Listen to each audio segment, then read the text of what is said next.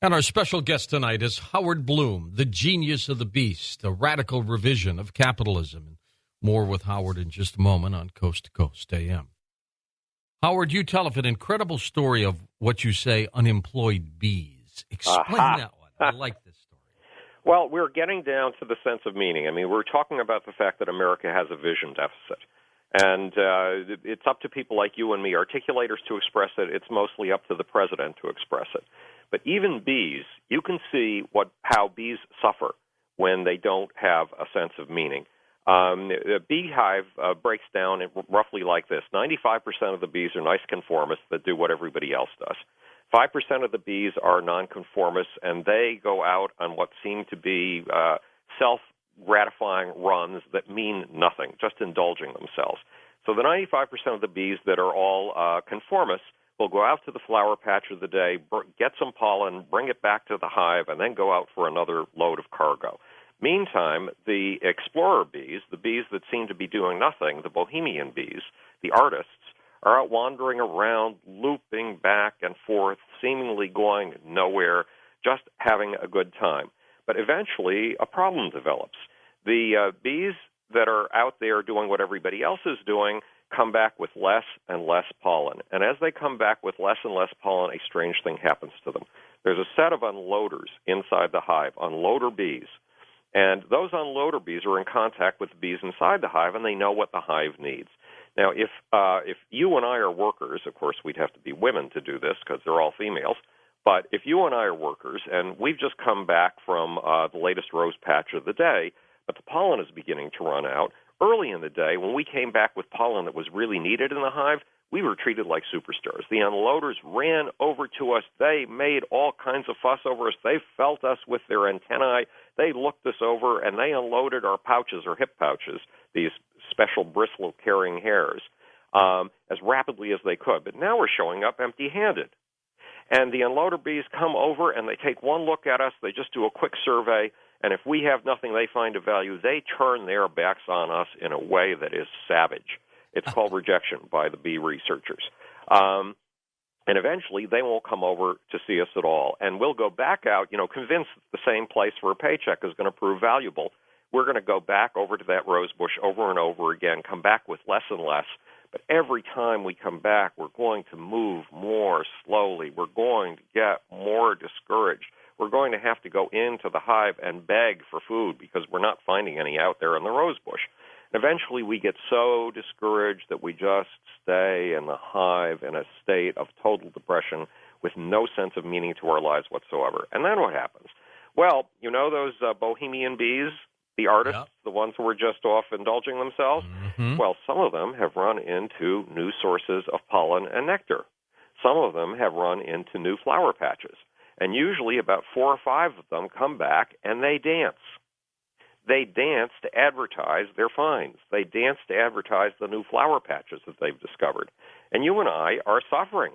We're wandering around in a daze. We need something to excite ourselves because bees are very much like humans.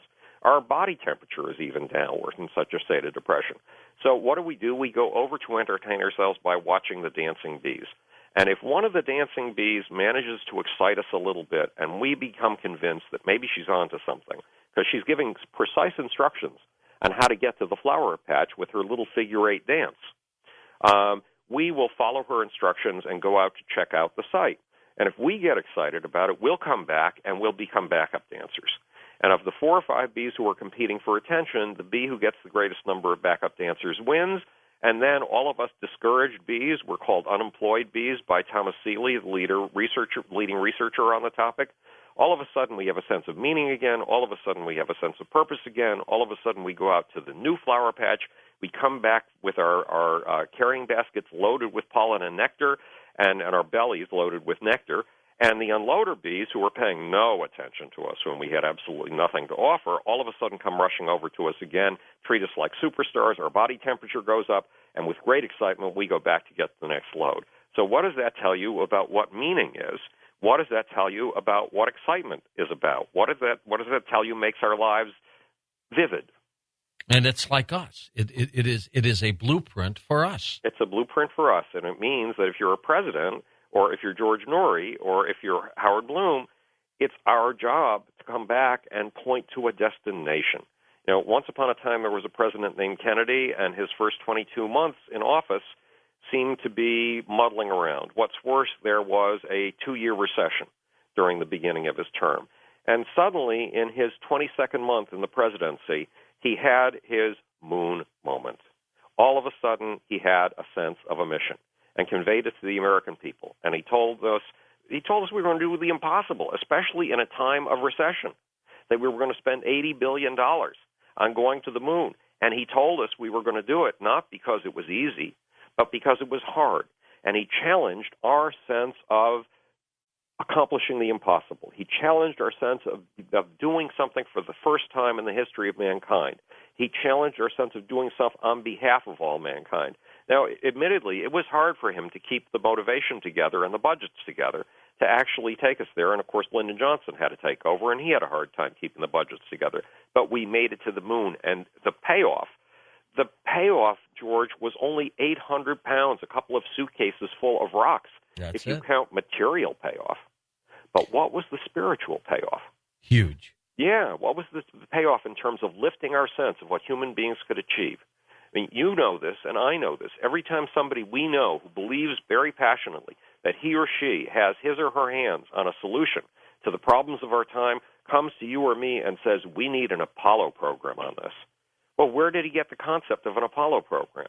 From this absurd achievement, going to the moon, that lifted our senses of what it can be human. So, I'm talking now about things like material. You would relate to this stuff.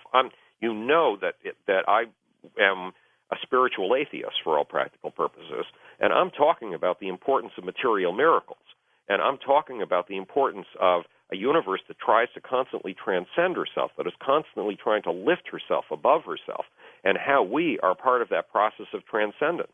And when I use terms like lift, terms that have to do with height, it sounds like just poetry and rhetoric, right? It does. But it's biological. I'm talking about biological stuff. We probably have talked, because we've had about 40 conversations, and we have probably talked about this before, but when lizards go up against each other to see who's going to be the top lizard in the group, and they do, it's a height contest. The lizards are trying to see who can raise his chin the highest, who can get the closest to the skies. When crustaceans, when lobsters or crayfish go up against each other in showdowns to see who is going to be the top lobster or crawfish, it's the same thing. It's a height contest. It's a contest to see who can use his very powerful tail muscles to lift his head the highest. Now, what does that tell you about humans and height? Or let me put it differently. There's an old Bloomism. Nature loves those who oppose her most. In other words, she loves those who break her rules the most. And back to the height thing. Now, first of all, the lizard that wins in the height contest goes through a massive biological and hormonal shift. The researchers who studied it said it's as if the lobster gets a whole brain transplant, and he gets after winning, you mean? After winning the height contest, after winning the contest to see who can break Mother Nature's most basic rule, the rule of gravity, the best, who can lift himself the highest. And his system, he's shot through with serotonin and octopamine. And those hormones and the way his neural receptors, his synaptic walls, interpret those hormones gives him a sense of magnificence, and he has a sense of power and being on top of everything. And in fact, his brain sharpens up. If you give him if you give him pieces of the solution to a problem, he will see how to piece them together. But the lizard or the lobster who loses goes through the opposite. Even serotonin, which is the antidepressant hormone, even in us human beings, his neural receptors interpret serotonin as a hormone of misery.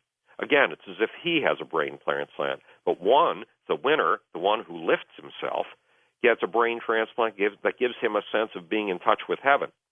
The lobster who loses gets a brain transplant that gives him a sense of being in hell. It's not coincidental that we think of heaven as up and hell as down. Right. He walks around in a state of misery. He is utterly submissive. He tries to make himself almost invisible. And the same thing happens in lizards. Now, lizards and lobsters parted company on the tree of life approximately 600 million years ago, which indicates that this goes back 600 million years or more, that height and what it means to us creatures, us living creatures, is built in. And here's another little lesson on height. Now, bear with me, because I'm going to do anthropomorphism, and that's forbidden in science. I'm going to act as if dinosaurs could talk. But I'm really going to be talking about the kind of conversations they were holding with genetic differences. Once upon a time, 220 million years ago, there was a group of loony dinosaurs. And if they'd been able to talk instead of just expressing themselves through genes, they would have said, hey, we got this idea. You know, there's all this space up above our head. We're going to go up there and see what we can find. Well, if you and I have been around and we have been conservative, crusty dinosaurs or conservationist dinosaurs, we would have said, what are you talking about? Look above your head. What's up there? Empty space. There are clouds and stars. Are you going to eat clouds and stars? Down here is everything good, everything green. Mother Nature's bosom is down here. This is where Mother Nature takes care of you. This is where food and shelter are and everything that you know. Well, guess what happened to the dinosaurs who were conservatives and stuck to the ground? They're not here anymore. That's right. They disappeared 65 million years ago. And the dinosaurs who decided to go up into that empty space where there was absolutely nothing to eat and nothing practical to be seen anywhere? Well, they're still around. They're called birds, right. Yep. Now, the other thing about those birds, George, is that there are twice as many species of birds as there are of us ground-hugging mammals, which means there are twice as many ways of making a living in the sky, in the nothingness, in the emptiness of space up there, as there are down here on the ground. And there's another little trick. The animals that took to the air, and this includes bats, mammals who took to the air, live approximately 60% longer than those of us who stick to the ground. So is Mother Nature trying to tell us anything here? Probably a lot, Howard. It's right there under our noses. Yeah, look up, look up, look up. And that's what, when we are spending so much time looking at carbon sequestration and looking at the limits of the resources that are running out on this earth and looking at the ways that we have plundered and raped this planet, all visions of limitation, all visions of looking down, that we are not looking up. And looking down is poison to us biologically. It is poison to our spirit. We're talking about the neurohormones of the soul here. It's poisonous to the human soul. There's a big story going on. It'll break tomorrow. China is going to try to tell banks worldwide, right, cut back your lending. You're going too far. China, how can they do this? I guess because they own everything. Because they own everything, and once upon a time we owned everything. But if we're going to own anything in the future, we're going to have to stake out a future where nobody else is. We're going to have to follow the paths of the dinosaurs that looked up. We're going to have the kind of courage that Kennedy had when he was in the middle of a recession in 1961 and 1962, and the courage to do impossible things. We're going to have to call on people to do things not because they're easy, but because they're hard, because this is the Chinese century, and it's our job to make sure that it is not just the Chinese century. I have two friends who have spent the last couple of years working in China, and they find the lack of freedom to speak absolutely stifling. You made a statement. I don't know if the listeners could hear it because it ran during the news period. That's our little promo we send to the station. So okay, well, you heard it because you're on hold. Okay, well, I hope they heard it too, because you said that this is one of the most contentious times you have ever lived through, and it is very hard for the people on the left to talk to the people on the right, and instead of having civil conversations these days, they turn their backs and reject each other. I mean, I'm paraphrasing you, but did I get the essential message right? Yes, you did. And one of the things that makes this country utterly unique is the ability to have rich civil discourse. We invented something back at the very beginning of the Industrial Revolution, around 1760, that no other culture on this planet, no other civilization has ever invented, and it's called the protest industry. And it began with the anti-slavery movement in the 1760s to 1780s. And within roughly 28 years of that movement's creation, of its birth, it had already achieved major legislative success and had gotten slavery banned in England. Well, in 1848, that movement took a move up with Henry David Thoreau, who objected to the Mexican War in 1848 and came up with the concept of civil disobedience. And the concept of civil disobedience leaked over to India, and it led to Gandhi and his massive use of an American invention, civil disobedience. But this is the only civilization that has ever encouraged this kind of richness of discourse in the history of mankind. China does not have this kind of richness of discourse. And more countries are following the Chinese model. It's called the new autocracy.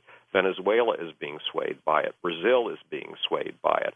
All of the countries in Southeast Asia, according to my correspondents in Cambodia and Laos and Malaysia, are being swayed by it right now. And if they fall into step with the Chinese model, yes, they're going to keep the richness of entrepreneurialism because the Chinese have learned to do that since Deng Xiaoping, but they're going to lose the richness of freedom of speech and, even more important, of the kind of tolerance that lets me sit down with a guy named Latif today at the tea lounge who's black and lets us exchange ideas ferociously, because the Han, the Chinese, are very racist. The Han race is it. Any other race is subjugated in China.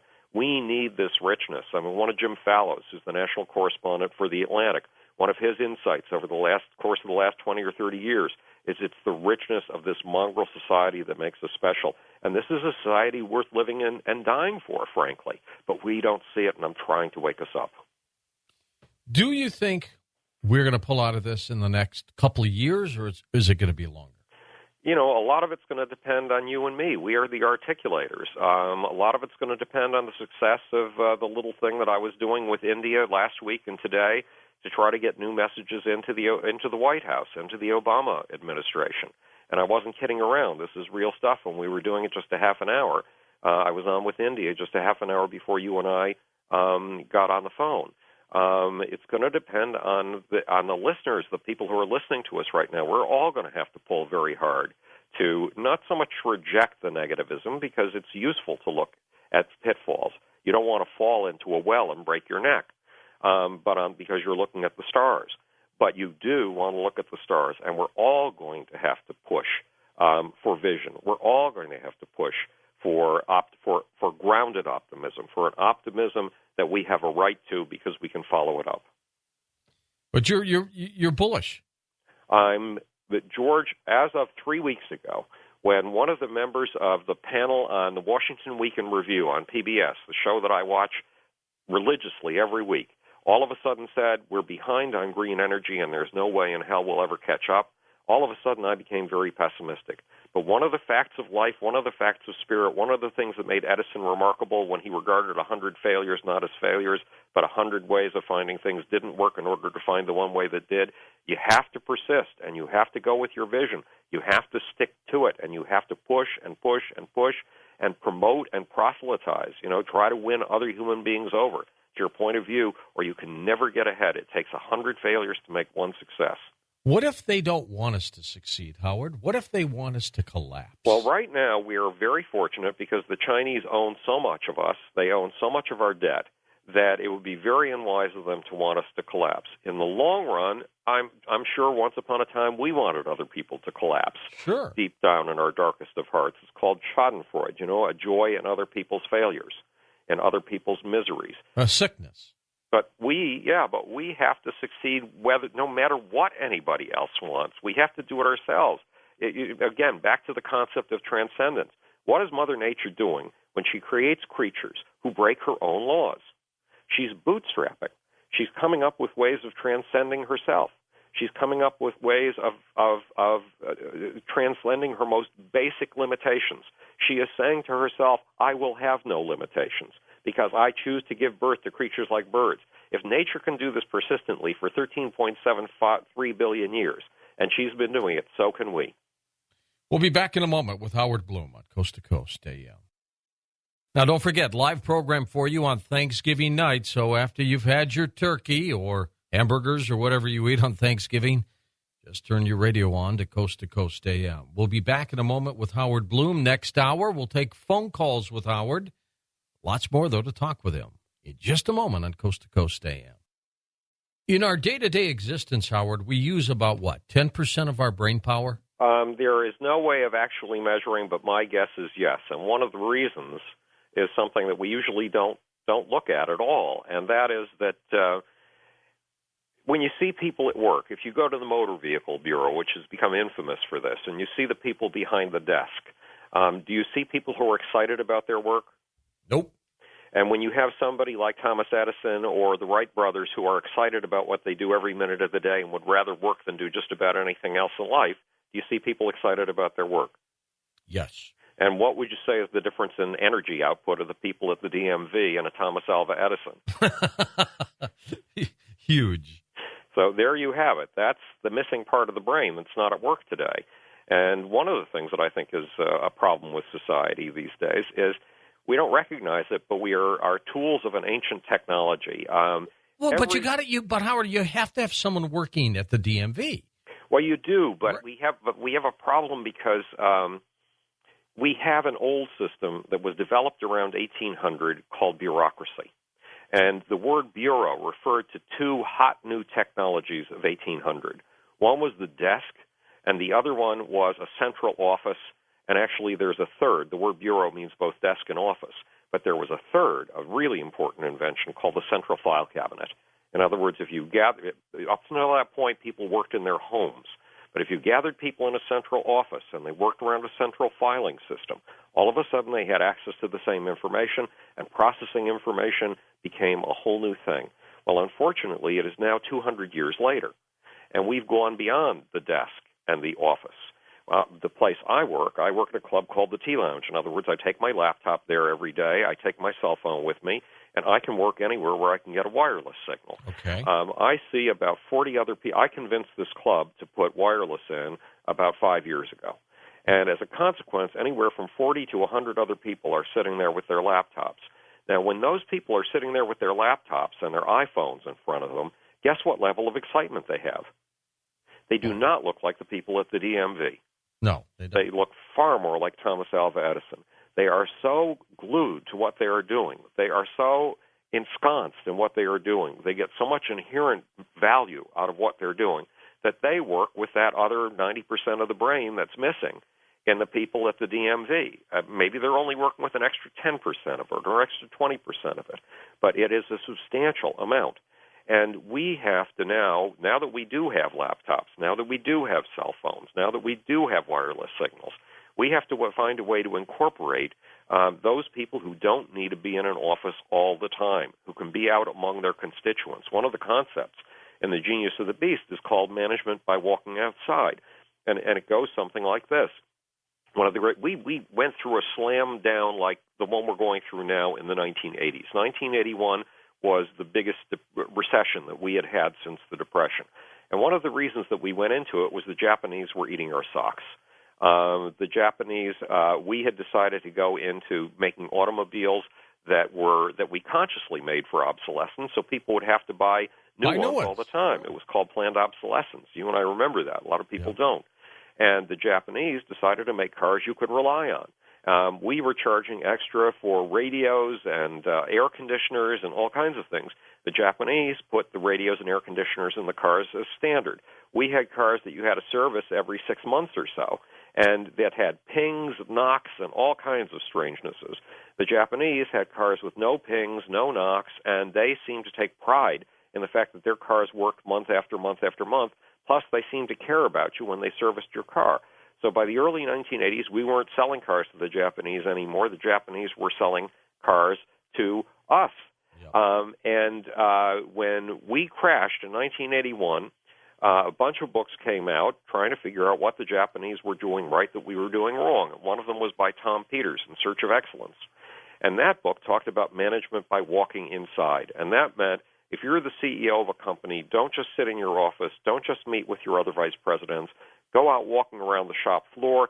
You've got 135 smart guys running your company, but you've got 35,000 workers, and every one of them comes to work every day with a beef, something he knows could be done better.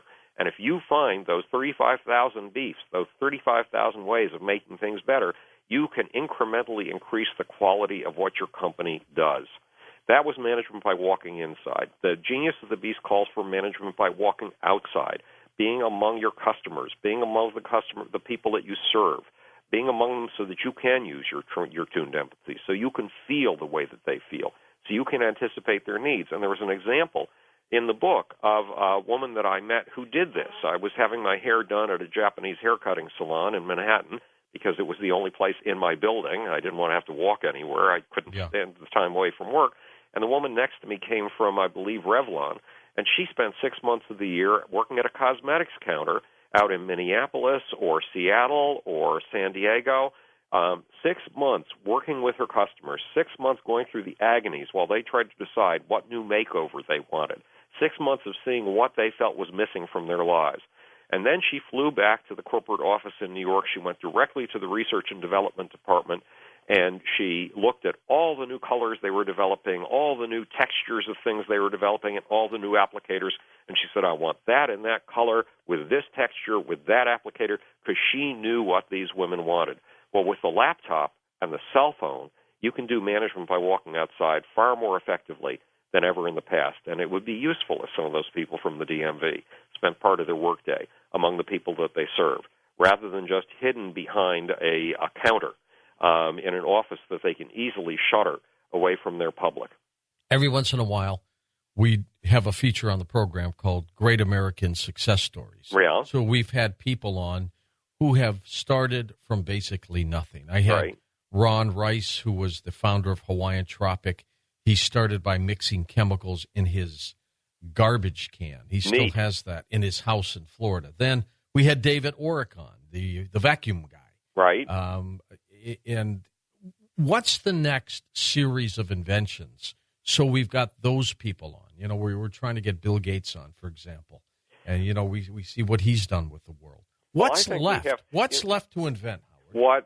What pulls countries out of recession, aside from looking up and looking toward visionary new technologies, is reinventing the tools of production, increasing productivity. That's how you get to pay people more, when you increase their productivity dramatically. And I think the greatest morasses, the greatest swamps that are just swallowing our energies these days are the great bureaucracies. And the great bureaucracies are the legal system. You know, you could spend 5 years in court on something. Now, if you have $10 million, you'll win the case, even if you lose. If you can hold somebody up in court for 5 years, you can strip them of their savings. Even if you lose the case, you've won, because you've destroyed their lives. Yeah. Another system is the medical system. The bureaucracy in the medical system is ferocious. It's appalling. If you spend any time in a hospital, it's nightmarish. They don't even know how to treat a human as a human anymore. Another great bureaucracy is the government. And the fourth great bureaucracy is the corporate system, because it all operates on bureaucracy. And in my time in corporations, the worst sin that I saw was that people despised their own customers. And they could do that because they were so insulated among themselves, particularly at BlackRock in the days of CBS, which was a great company. And even in this great company, people despised their customers. So using the laptop and the cell phone to invent a way beyond bureaucracy, I think, is an unseen way to take us miles and miles forward. The next great inventions, we're always wrong about. George, we are always wrong about. I guess if you could predict the next great inventions, you'd invent them. Yes. I mean, you know, fantasy, one of the things I'm trying to cover in this, because it's the spiritual dimensions of what we call capitalism and an economy in this book, is the way that fantasies power an economy.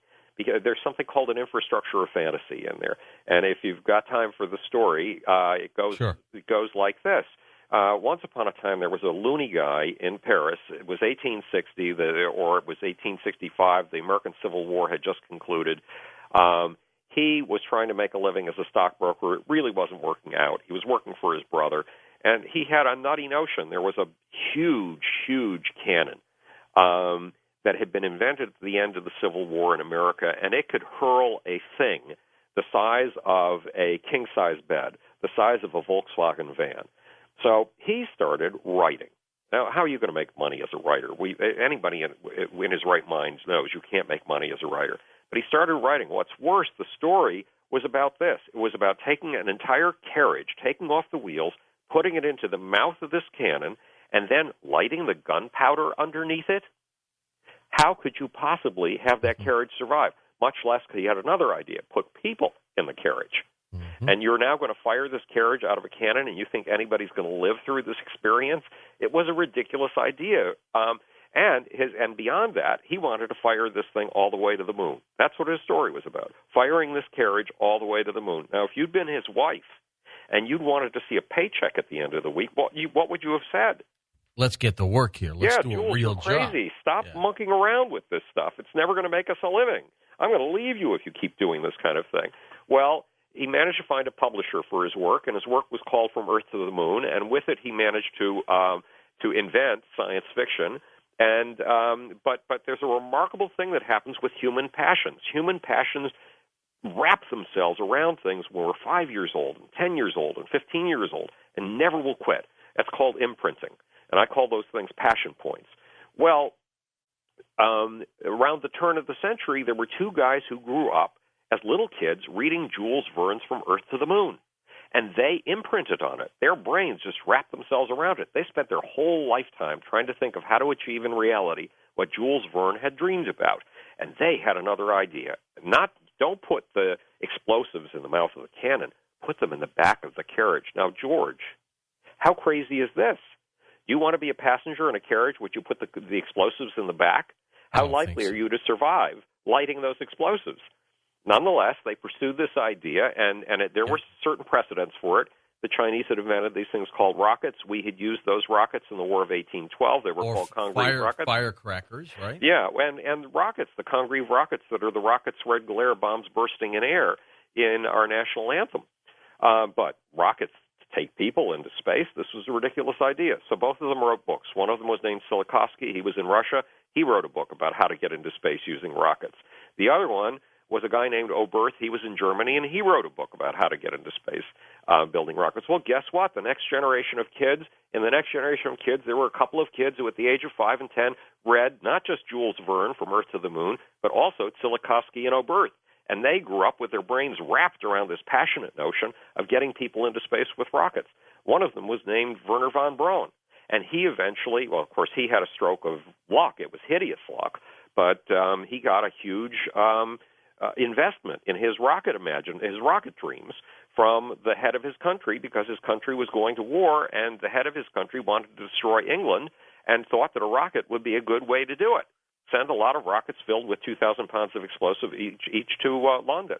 That head of government was Adolf Hitler, and this program was appalling and demonic, but it gave Wernher von Braun the budget with which to pursue his dream, and eventually he brought that dream to the United States. Another dreamer named Walt Disney bought into it and put von Braun on television on Sunday nights for a while, and thus was born Tomorrowland. I remember that show. Yeah, and as a consequence, we have a space program. That's how we got men to the moon, through an infrastructure of fantasy, through men coming up with ideas that their wives would have said were crazy, and their wives would have told them, get back to work and get back to making us a paycheck. This is nonsense. So when humans pursue dreams, I know this sounds hackneyed, I know it sounds like When You Wish Upon a Star in Disney cartoons, but it's true. When men and women begin to pursue dreams, and they pursue them relentlessly, not just during their own lives, but in multi-generational projects, we humans make those dreams come true. Hegel was right. History is about spirit becoming flesh. It is about fantasy becoming matter and becoming the mundane, becoming the everyday, becoming the ordinary. And you and I are part of this process, and so is everybody that we're talking to. And what is the genius of the beast about? Very much it's about this process. What do you tell the man or woman who's laid off, can't get a job, maybe they're trapped, they're in their 50s, and they just can't get a job, and if they do, it's not going to pay them what they were making? What do? They're still young, Howard. I know, and I'm 66, and I'm still young as far as I'm concerned. And Sure. Buzz Aldrin, who's a very close friend, is now 79, and he's still young as far as he's concerned. And what you tell them, and it's nothing you tell them is going to be satisfactory except I have a job for you, show up on Monday morning. But one thing that you can tell them is look into your heart and find those passion points. Find those things you wanted to do more than anything else in your life ever since you were small. And then pursue those things. Find whatever government grants are available to put you to school in those subjects. Pursue those subjects, because even if they do pay you less money, those are your dreams come true. Those are the things that excite you the most in life. That's where you'll be able to make the greatest contribution to your fellow men, not by going to work in some field that you regard as drudgery, but by going to work in some field that you regard as a dream come true. Now, that's not easy, and it's not at all easy. Nothing is easy when you're out of work. Especially, it's not easy to get yourself out of bed in the morning, and it's not easy to get the courage to even make a phone call because you think you're so worthless that nobody would want to talk to you on the phone. But if you pursue those things that excite you, you stand a far greater chance than by pursuing those things that do not excite you at all. Had the Soviet Union not gone into Afghanistan, or had the Soviet Union gotten to the moon before we did, what would have happened to them? Things changed? You're raising a really, really interesting point, because when I started running into refugees from the Soviet Union back in the 1980s who were driving cabs in New York City, you know that during the 1970s and 1980s, the mortality rates in the Soviet Union were going up. Men were dying at the age of 59, which is unheard of in the modern world for a developed country. And they were dying at the age of 59 because they weren't allowed to pursue their dreams within the Soviet system, because they were doing things they considered to be drudgery in the Soviet system. Yes, a small number of people were able to pursue their dreams, guys like Kalashnikov, who wanted to make the greatest gun in history, and the guys who were in the Russian space program. But you're right, if they had gotten there first, would that have done anything to lift their spirits in a way that would have kept them alive and flying? Because they died of discouragement. They died because they gave up. And it would have been a double whammy to our ego. And it would have been a double whammy to our ego and set us flying. It would have given us the extra gumph that we needed, the extra adrenaline that we needed to pursue space even harder. In fact, that's what did get us to put men on the moon. The Soviets putting Sputnik up there and being ahead of us was ultimately what got us to go to the moon. And we knew the Soviets had a moon program. And one of the things that Kennedy knew was that if they got there first, it was going to look very bad for us, and we had to keep our chin up, just the way that lizards have to keep their chin up in these chin-raising contests they have. We had to keep our chin up and had to continue to be a leader, and people were not going to look to us as a leader if we were in second place to the Soviet Union. So these competitive factors came into play, and one of the reasons that we're dying spiritually right now is because we don't have a sense of competition. We have a sense that even if we lay down and go to sleep forever, we will still be number one, and that isn't true, and we've forgotten what it is to be a country that's in the middle or on the bottom and to be kicked around and not to have control over our own destiny, and that is shameful. We need to wake people up. One of the things we're using with space solar power is the fact that Japanese have just put $21 billion into developing space solar power. We are hoping that will wake up America's competitive spirits, but frankly, the media, in the same way the media didn't cover any of those statements that Obama made about all the exciting things that we're doing in new energy technologies, the media isn't covering the competition anymore. It's tucking its head under the ground the way that an ostrich allegedly tucks her head under the sand. Well, that's a good point, Howard. We're going to come back and take phone calls with you. What's your favorite part of the Genius of the Beast? I love the fact that there's a transcendence engine at work. I love the fact that this universe is accomplishing material miracles. I love the fact that this universe is doing things that only gods and saviors have ever done, and I love the fact that it's doing it through you and me. I just love seeing the creativity of the evolutionary process at work, and it's at work every day in the work that you and I do. Howard's two websites linked up at coasttocoastam.com, HowardBloom, BLOOM.net, BigBangTango.net as well. By the way, we got a lot of folks who wanted to get my email address again over the weekend, so it's George@coasttocoastam.com. We'll be back in a moment. Phone call time with Howard Bloom on Coast to Coast AM.